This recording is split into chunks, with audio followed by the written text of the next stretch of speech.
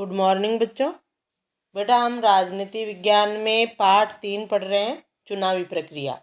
उसमें हमने जाना चुनाव क्यों, चुनाव की ज़रूरत क्यों, ये सारी चीज़ें हमने पढ़ ली थी 2 वीडियो में।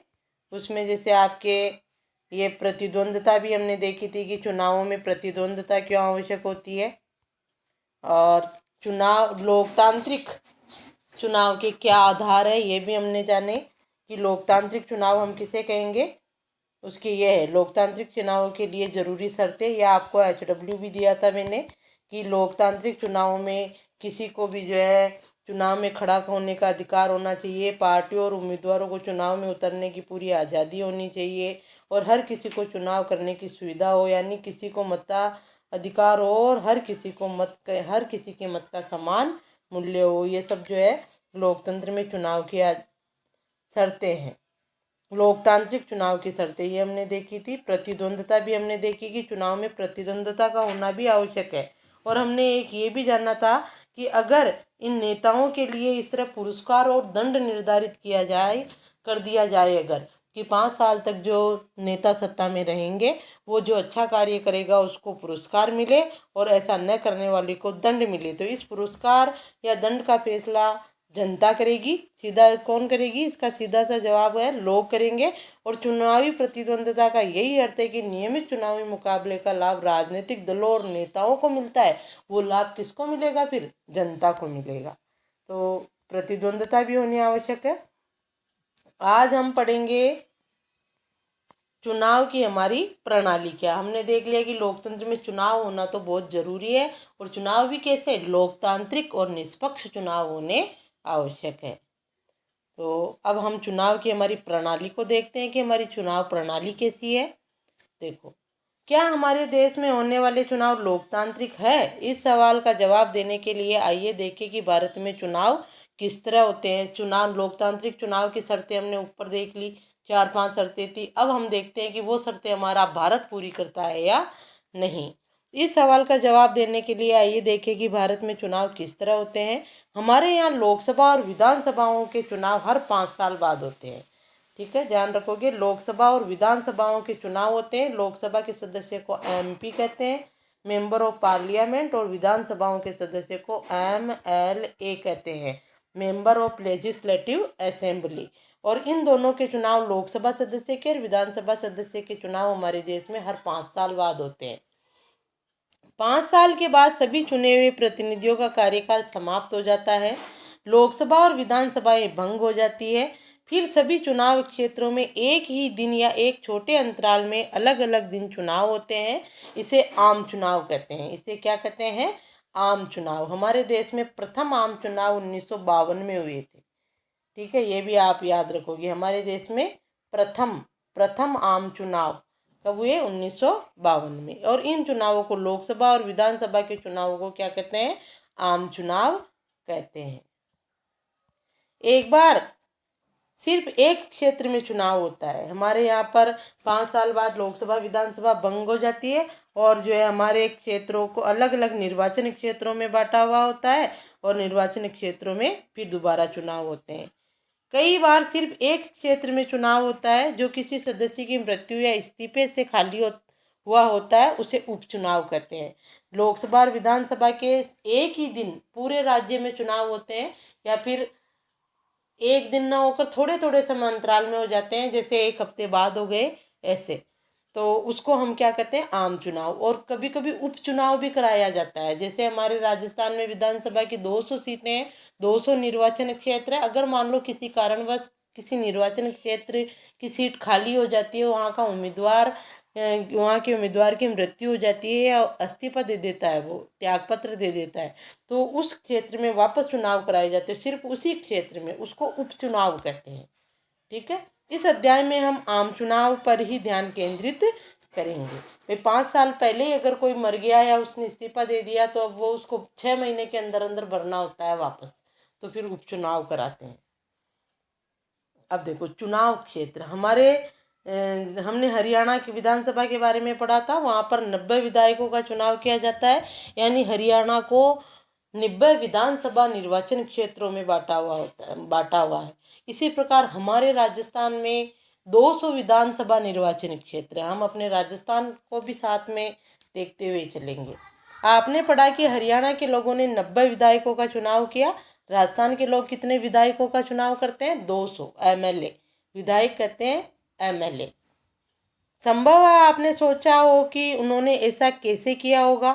क्या हरियाणा का हर व्यक्ति सभी 90 विधायकों के लिए वोट देता है? शायद आपको भी मालूम होगा कि ऐसा नहीं होता। प्रत्येक व्यक्ति 90 विधायकों के लिए वोट नहीं देता है। प्रत्येक व्यक्ति तो अपना एक ही विधायक चुनता है। होगा कि ऐसा नहीं होता। अपने देश में हम क्षेत्र विशेष पर आधारित प्रतिनिधित्व की प्रणाली से काम करते हैं। चुनाव के उद्देश्य से देश को अनेक क्षेत्रों में बांट लिया गया है। इन्हें निर्वाचन क्षेत्र कहते हैं। चुनाव के उद्देश्य से जो है देश को या राज्य को अनेक क्षेत्रों में बांट लिया जाता है, उसको निर्वाचन क्षेत्र कहते हैं। जैसे हमारे राजस्थान को 200 विधानसभा निर्वाचन क्षेत्रों में बांटा है, हरियाणा को 90 विधानसभा निर्वाचन क्षेत्रों में बांट रखा है, हमारे पूरे देश को 543 लोकसभा निर्वाचन क्षेत्रों में बांट रखा है। इस तरह से एक क्षेत्र में रहने वाले मतदाता, तो वो तो हो गया निर्वाचन क्षेत्र। एक क्षेत्र में रहने वाले मतदाता अपने एक प्रतिनिधि का चुनाव करते हैं। चुनाव के उद्देश्य से देश को निर्वाचन क्षेत्रों में बांट देते हैं और एक क्षेत्र में रहने वाला मतदाता अपने एक प्रतिनिधि का चुनाव करता है। लोकसभा चुनाव के लिए देश को 543 निर्वाचन क्षेत्रों में बांटा गया है। हर क्षेत्र से चुने गए प्रतिनिधियों को संसद सदस्य कहते हैं। क्या कहते हैं? संसद सदस्य, एमपी, मेंबर ऑफ पार्लियामेंट कहते हैं। 543 लोकसभा निर्वाचन क्षेत्र है हमारे देश में। लोकतांत्रिक चुनाव की एक विशेषता है, हर वोट का बराबर मूल्य होता है। हमने वहाँ शर्तें पढ़ी थी ना, तो वहाँ देखते जाओ, वहाँ समान मूल्य होना चाहिए। तो है हमारे देश में। हम हमारे देश में देखेंगे उन लोकतांत्रिक चुनावों की शर्तों को कि वो शर्तें हमारा देश पूरी करता है या नहीं। तो 2 शर्तें तो पूरी कर दिया हमारा देश। देखो, इसलिए बराबर मूल्य है। इसलिए हमारे संविधान में ये व्यवस्था है कि हर निर्वाचन क्षेत्र में मतदाताओं की संख्या काफ़ी हद तक एक समान हो। जो निर्वाचन क्षेत्र बनाए जाते हैं वो जनसंख्या के आधार पर बनाए जाते हैं। तो और ये मतलब ध्यान रखा जाता है कि प्रत्येक निर्वाचन क्षेत्र में मतदाताओं की संख्या समान हो। इस प्रकार प्रत्येक राज्य को उसकी विधानसभा की सीटों के हिसाब से बांटा गया है। इन सीटों के निर्वाचित प्रतिनिधियों को विधायक कहते हैं। हर राज्य को बांटा गया है विधानसभा सीटों के हिसाब से। जैसे हमारे राजस्थान को 200 सीटों में बांटा गया है विधानसभा सीटों में, हरियाणा को 90 देखा था। उनको विधानसभा सदस्यों को विधायक कहते हैं। इंग्लिश में एमएलए कहते हैं, मेंबर ऑफ लेजिस्लेटिव असेंबली। प्रत्येक सदस्य निर्वाचन क्षेत्र में विधानसभा के कई निर्वाचन क्षेत्र आते हैं। प्रत्येक संसदीय निर्वाचन क्षेत्र में, जो लोकसभा का निर्वाचन क्षेत्र होता है ना, उसमें कई विधानसभा के क्षेत्र आ जाते हैं। जैसे लोकसभा में पूरे देश में तो 543 निर्वाचन क्षेत्र है, ठीक है। हमारे राजस्थान में 25 है लोकसभा निर्वाचन क्षेत्र। हमारे राजस्थान में कितने? 25। और विधानसभा निर्वाचन क्षेत्र हमारे देश में कितने? 200। तो एक लोकसभा यानी संसदीय निर्वाचन क्षेत्र में विधानसभा के कई निर्वाचन क्षेत्र आएंगे।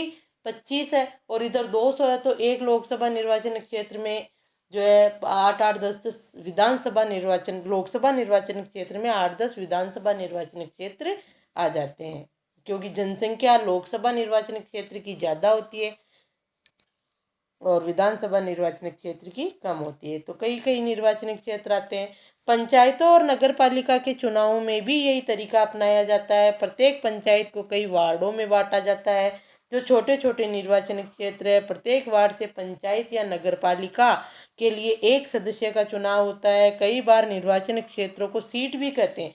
सीट ही कहते हैं अधिकतर हमारी बोलचाल की भाषा में, कि राजस्थान में विधानसभा की कितनी सीटें हैं? 200। लोकसभा की कितनी सीटें हैं? 25। इस तरह से, क्योंकि हर क्षेत्र, सीट भी कहा जाता है क्योंकि हर क्षेत्र संसद या विधानसभा की एक सीट का प्रतिनिधित्व करता है। हर क्षेत्र, जैसे हमारा जोटवाड़ा विधानसभा क्षेत्र है तो वहाँ की एक ही सीट होगी, यानी खड़े तो कितने भी उम्मीदवार हो सकते हैं लेकिन जीत कर तो एक ही आएगा।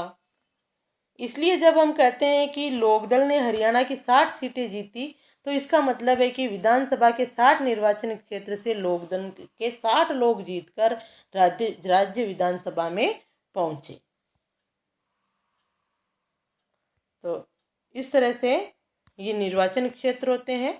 अलग अलग निर्वाचन क्षेत्र है, अलग अलग निर्वाचन क्षेत्रों से अलग अलग सदस्य खड़े होते हैं, और वे सदस्य तो खूब सारे खड़े होते हैं, लेकिन एक निर्वाचन क्षेत्र से बहुमत के आधार पर एक ही सदस्य चुनाव जीतता है। बहुमत यानी जैसे 15 सदस्य खड़े हैं विधानसभा क्षेत्र की कोई भी सीट, जैसे हमारी विधानसभा क्षेत्र जो 200 विधानसभा क्षेत्रों में बांटा गया है ना राजस्थान को, तो हमारी विधानसभा क्षेत्र सीट झोटवाड़ा विधानसभा क्षेत्र है। तो झोटवाड़ा विधानसभा क्षेत्र में खड़े तो उम्मीदवार कितने भी हो सकते हैं। ये भी लोकतांत्रिक चुनाव की एक विशेषता है कि किसी को मना नहीं किया जा सकता। पढ़ा ना अपन ने उन विशेषताओं में, शर्तों में। तो कितने भी हो सकते हैं, लेकिन जीतेगा कौन? जिसको सर्वाधिक मत मिलेंगे, सबसे ज़्यादा वोट मिलेंगे। ये देखो, ये एक मानचित्र द्वारा भी समझाया गया है। कर्नाटक का गुलबर्गा है, जिला है, उसको अलग अलग ये सीटों में जो बांटा गया है। आप देखोगे इसको, लोकसभा निर्वाचन क्षेत्र की सीमा वगैरह ये। अब देखो, तो ये निर्वाचन क्षेत्र का हो गया। एक निर्वाचन क्षेत्र से कितने सदस्य जीत कर आएंगे? एक ही सदस्य जीत कर आएगा। जैसे हमारे यहाँ पर विधानसभा की 200 सीटें हैं, तो 200 ही एमएलए हैं, 25 सीटें लोकसभा की है, तो 25 ही एमपी है। आरक्षित निर्वाचन क्षेत्र देखो, हमारा संविधान प्रत्येक नागरिक को अपना प्रतिनिधि चुनने और जनप्रतिनिधि के तौर पर चुने जाने का अधिकार देता है। यानी हमारे संविधान के अनुसार प्रत्येक नागरिक को अपना प्रतिनिधि चुनने का अधिकार है, और प्रतिनिधि और जनप्रतिनिधि के तौर पर चुने जाने का भी अधिकार है। यानी कोई भी व्यक्ति चुनाव में खड़ा हो सकता है। लेकिन हमारे संविधान निर्माताओं को चिंता थी कि संभव है खुले चुनावी मुकाबले में कुछ कमजोर समूह के लोग लोकसभा और विधानसभाओं में पहुंच नहीं पाए। संभव है कि चुनाव लड़ने और जीतने लायक जरूरी संसाधन, शिक्षा और संपर्क उनके पास हो ही नहीं। देखो, ये वैसे तो कोई भी व्यक्ति खड़ा हो सकता है, लेकिन हमारे संविधान निर्माताओं को ये चिंता थी कि अगर हमने ऐसा कर दिया कि कोई भी व्यक्ति खड़ा हो सकता है, तो जो अमीर लोग हैं, पढ़े लिखे लोग हैं, जो राजनीति में अधिक रुचि रखते हैं, ठीक है, वो लोग ही राजनीति में आएंगे। जो लोग पढ़े लिखे नहीं है, कमजोर समूह है, वो लोकसभा और विधानसभा तक पहुंच ही नहीं पाए। संभव है चुनाव लड़ने और जीतने लायक जरूरी संसाधन, शिक्षा और संपर्क उनके पास हो ही नहीं। किसके पास? कमजोर समूह के लोगों के पास, गरीब लोगों के पास, या आदिवासियों के पास, इन लोगों के पास नहीं हो। संसाधनों वाले प्रभावी लोग उनको चुनाव जीतने से भी रोक सकते हैं। अगर ऐसा होता है तो संसद और विधानसभाओं में हमारी आबादी के एक बड़े हिस्से की आवाज़ ही नहीं पहुंच पाएगी। इससे हमारे लोकतांत्रिक प्रतिनिधित्व का चरित्र कमजोर होगा और ये व्यवस्था कम लोकतांत्रिक होगी। देखो, हमारे संविधान निर्माताओं ने ये भी ध्यान रखा है। वैसे तो कोई भी व्यक्ति खड़ा हो सकता है, लेकिन जो कमजोर समूह है, जैसे आदिवासी है, एससी एसटी के लोग हैं, महिलाएं हैं, महिलाएं भी कमजोर समूह में ही आती है, तो ये लोग राजनीति में नहीं आ सकते, क्योंकि उनके पास इतने संसाधन नहीं हो, शिक्षा नहीं हो, गरीब है, पैसे भी नहीं है, तो चुनाव में पैसे चाहिए, तो ऐसे में वो लोग नहीं आते हैं। और अमीर लोग जो होते हैं, शक्तिशाली लोग जो होते हैं राजनीति में, वो उनको वहाँ तक पहुँचने भी नहीं देते हैं। इसलिए जो है, हमारे उनका ध्यान रखते हुए कुछ सीटें हमारे संविधान निर्माताओं ने इन वर्गों के लिए, अलग अलग वर्गों के लिए आरक्षित की है। तो देखो, एक बड़े हिस्से की आवाज़ नहीं पहुंच पाएगी अगर ऐसा नहीं हुआ तो संसद, और अगर ये लोग नहीं पहुंचेंगे, जैसे महिलाएं हैं, आदिवासी है, एससी एसटी के लोग हैं, ये कमजोर समूह अगर लोकसभा और विधानसभा में नहीं पहुंचेगा, तो उनकी ज़रूरतें कौन बताएगा सरकार को? वहाँ पर उनकी आवाज़ कौन उठाएगा? इससे हमारी लोकतांत्रिक प्रतिनिधित्व का चरित्र क्या हो जाएगा? कमजोर हो जाएगा, कि प्रत्येक व्यक्ति की शासन तक पहुँच नहीं हो पाएगी, और ये व्यवस्था कम लोकतांत्रिक हो जाएगी। इसलिए हमारे संविधान निर्माताओं ने कमजोर वर्गों के लिए आरक्षित निर्वाचन क्षेत्र की व्यवस्था सोची है। इसलिए हमारे संविधान निर्माताओं ने इन कमजोर वर्गों के लिए आरक्षित निर्वाचन क्षेत्र की व्यवस्था सोची है, कि उनके लिए आरक्षित सीटें कर दी जाती है। जैसे 200 में से कि 20 सीटें एससी की होगी, 33 सीटें महिलाओं की होगी, आदिवासियों की होगी। इस तरह अलग अलग जो है इनको आरक्षित किया जाता है, जिस पर जो है वो लोग ही खड़े होते हैं। जैसे महिला की सीट है तो महिला ही खड़ी होगी। चुनावों में आपने सुना होगा कि यहाँ पर जो एससी महिला की सीट है तो उस सीट पर एससी महिला ही चुनाव लड़ेगी। दूसरे कोई जनरल का व्यक्ति या कोई भी नेता, बड़ा नेता चुनाव नहीं लड़ सकता। इस कारण कुछ चुनाव क्षेत्र अनुसूचित जातियों के लोगों के लिए आरक्षित है तो कुछ क्षेत्र अनुसूचित जनजाति के लोगों के लिए आरक्षित है। अनुसूचित जाति के लिए आरक्षित सीट पर केवल अनुसूचित जाति का ही व्यक्ति चुनाव लड़ सकता है। इस तरह सिर्फ अनुसूचित जनजाति के ही व्यक्ति अनुसूचित जनजाति के लिए आरक्षित चुनाव क्षेत्र से चुनाव लड़ सकता है। अभी लोकसभा की 84 सीटें, अभी इस पे भी अंडरलाइन कर लो, याद रखोगे आप। बताया मैंने आपको कि अलग अलग वर्ग है, एससी एसटी ओबीसी जनरल, महिलाएं भी हैं इनमें अलग अलग। कि एससी की महिला की सीट है तो वहाँ एससी महिला ही चुनाव लड़ेगी, चाहे ऐसी महिलाएं कितनी भी खड़ी हो सकती है। इस तरह से तो हमारी लोकसभा में भी 84 सीटें तो अनुसूचित जातियों के लिए और 47 सीटें अनुसूचित जनजातियों के लिए आरक्षित है। ये भी आप याद रखोगे। 26 जनवरी 2019 की स्थिति, ये सीटें पूरी आबादी में इन समूहों के हिस्से के अनुपात में है। इस प्रकार अनुसूचित जातियों और जनजातियों के लिए आरक्षित सीटें किसी अन्य समूह के उचित हिस्से में से कुछ नहीं लेती, अन्य समूह के हिस्सों में से नहीं लेती है, ये अपनी सीटों पर ही चुनाव लड़ते हैं। ये 26 जनवरी 2019 की स्थिति है। कमजोर समूह के लिए आरक्षण की ये व्यवस्था बाद में जिला और स्थानीय स्तर पर भी लागू की गई। पहले ये लोकसभा और विधानसभाओं में थी और बाद में जो है ये पंचायती चुनावों में, जिला स्तर पर, स्थानीय स्तर पर, ग्रामीण स्तर पर, सरपंचों के चुनाव में, इन सब में ये व्यवस्था कर दी गई। जिला और स्थानीय स्तर पर भी लागू की गई। अनेक राज्यों में अब ग्रामीण पंचायतों और शहरी नगरपालिका और नगर निगमों, स्थानीय निकायों में अन्य पिछड़ा वर्गों के लिए भी आरक्षण लागू हो गया। अन्य पिछड़ा वर्ग ओबीसी के लिए भी आरक्षण लागू हो गया। पर हर राज्य में आरक्षित सीटों का अनुपात अलग अलग है। इस प्रकार ग्रामीण और शहरी, हर राज्य में आरक्षित सीटों का अनुपात अलग अलग है। कोई राज्य जैसे 10% आरक्षण दे रहा है, कोई 20% दे रहा है, इस तरह से। इस प्रकार ग्रामीण और शहरी स्थानीय, ये देखो इस तरह ये लोकसभा निर्वाचन क्षेत्र का है। ये हमारी 543 सीटें हैं। इसमें से सामान्य की 412 सीटें, आरक्षित अनुसूचित जाति की 84 सीटें, अनुसूचित जनजाति की 47 सीटें हैं।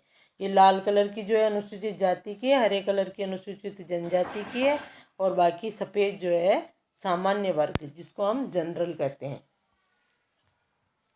ये देखो कौन से निर्वाचन क्षेत्र में कितनी सीटें हैं लोकसभा की। आंध्र प्रदेश में 25 है, अरुणाचल प्रदेश में 2 है, असम में 14 है, बिहार में 20 है, छत्तीसगढ़ में 40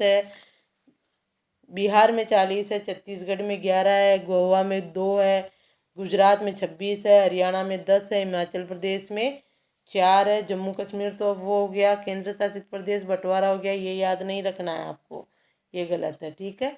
झारखंड में 14 है, कर्नाटक में 28 है, केरल में 20 है, मध्य प्रदेश में 29 है। इस तरह आप, ये रहा अपना राजस्थान, अपने राजस्थान में 25 है लोकसभा की सीटें, बताई थी ना आपको। और इसी तरह ये केंद्र शासित प्रदेशों का आ जाता है। तो इस मानचित्र की, इसमें आप देखो स्टडी करोगे, 1 2 3 4 5 6 13 सीटें हैं, उसमें से इनमें 3 है और अकेले दिल्ली में 7 है। लोकसभा की सीटें अकेले दिल्ली में 7 है, बाकी एक इसमें अंडमान निकोबार द्वीप समूह में, एक चंडीगढ़ में, दमन दीव, लक्षद्वीप, इन सब में एक एक है, ठीक है। तो इस तरह इस मानचित्र की स्टडी करोगे आप। देखो ऊपर दिए गए नक्शे को देखिए और निम्नलिखित सवालों के जवाब दीजिए। देखो ये आपको देने हैं जवाब, कॉपी में भी करने हैं, HW है आपका ये आज का। देखो आपके राज्य और इसके 2 पड़ोसी राज्यों की लोकसभा निर्वाचन क्षेत्रों की संख्या कितनी है। तो आपके राज्य की तो कितनी है 25, और आपके पड़ोसी राज्य में जैसे आप गुजरात की ले लो, पड़ोसी राज्य है अपना गुजरात में कितनी है 26 है। आप राजस्थान में 25 है और गुजरात में 26 है। इसके बाद आप और पड़ोसी राज्य राजस्थान का कोई सा भी ले लो, पंजाब में 13 है, उत्तर प्रदेश में 80 है, सबसे ज़्यादा 80 उत्तर प्रदेश में है, ये भी ध्यान रखोगे आप। जो राजस्थान का पड़ोसी राज्य है, पंजाब भी पड़ोसी राज्य है, इसमें 13 है। ठीक है, तो इस तरह से आप इसके प्रश्नों के उत्तर दोगे।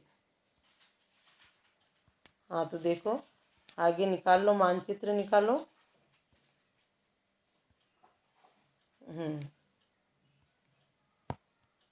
और ये आपको सारा याद भी रखना है बेटा।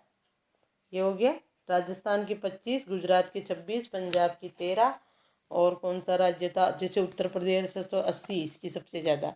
किन राज्यों में लोकसभा के 30 से ज़्यादा निर्वाचन क्षेत्र है, वो आप इस सारणी में से देखोगे कि 30 से ज़्यादा किसके हैं। हमारे राजस्थान के ही नहीं है 30 से ज़्यादा। तो कुछ राज्यों में निर्वाचन क्षेत्रों की संख्या ज़्यादा क्यों है निर्वाचन क्षेत्रों की संख्या ज़्यादा? क्योंकि उनकी जनसंख्या भी ज़्यादा है। जनसंख्या के आधार पर निर्वाचन क्षेत्र बनाए गए हैं, ये हमने पढ़ा था। कुछ निर्वाचन क्षेत्र इलाके के हिसाब से छोटे और कुछ बड़े क्यों है? वो भी जनसंख्या के आधार पर। अनुसूचित जातियों और अनुसूचित जनजातियों के लिए आरक्षित निर्वाचन क्षेत्र पूरे देश में बिखरे हैं या कुछ इलाकों में इनकी संख्या ज़्यादा है? कुछ इलाकों में इनकी, वैसे पूरे देश में बिखरे हैं लेकिन कुछ इलाकों में इनकी संख्या ज़्यादा है, क्योंकि कुछ इलाकों में अनुसूचित जाति और जनजाति के लोग ज़्यादा रहते हैं। ठीक है, तो उसी के हिसाब से सीटें आरक्षित है। देखो आगे, इस प्रकार ग्रामीण और शहरी स्थानीय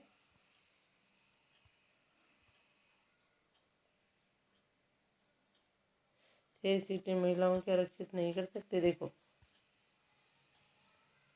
शहरी निकायों में 1/3 सीटें महिलाओं के लिए आरक्षित की गई है। इसी तरह से जैसे लोकसभा और विधानसभा में आरक्षण है, वैसे ही शहरी और ग्रामीण निकायों में यानी पंचायती राज के चुनावों में भी महिलाओं के लिए जो है 1/3 सीटें निर्धारित की गई है। यहाँ पे अपन ने देखा ना, इस प्रकार ग्रामीण और शहरी स्थानीय निकाय, जिसमें पंचायती राज के वो नगर निगम, नगर पालिका, नगर परिषद और जिला परिषद, पंचायत समिति और ग्राम पंचायत, ये 6 निकाय ग्रामीण और शहरी स्तर पर। ग्रामीण स्तर पर जिला परिषद, पंचायत समिति और ग्राम पंचायत है। शहरी स्तर पर नगर निगम, नगर परिषद और नगर पालिका है। तो इन 6 निकायों में महिलाओं के लिए 1/3 सीटें निर्धारित है, आरक्षित है, जहाँ पर महिलाएं ही चुनाव लड़ती है। तो देखो, ये कह रहा है पंचायतों की तरह क्या हम संसद और विधानसभा की 1/3 सीटें महिलाओं के लिए आरक्षित नहीं कर सकते? यहाँ तो है ग्रामीण और शहरी स्थानीय निकायों में, पंचायतों में, पंचायती राज में, लेकिन लोकसभा विधानसभा में नहीं है। तो लोकसभा और विधानसभा में भी महिलाएं लड़ रही है कि हमें जो है लोकसभा विधानसभा में भी 1/3 जो है स्थान आरक्षित दे, और यहाँ तक कि आधे होने चाहिए, क्योंकि आधी आबादी महिलाओं की है हमारे देश में। तो 50% होना चाहिए वैसे तो, लेकिन 1/3 तो दे जो पंचायती राज में है। ठीक है, अब ये हम अगले वीडियो में देखेंगे मतदाता सूची। आप इसको पढ़कर अच्छे से समझोगे और इन प्रश्नों के उत्तर आप अपनी कॉपी में लिखोगे। SW, और ये मानचित्र में कहाँ कौन कितनी सीटें हैं लोकसभा की है, और ये सारा आप समझने का प्रयास करोगे। ठीक है।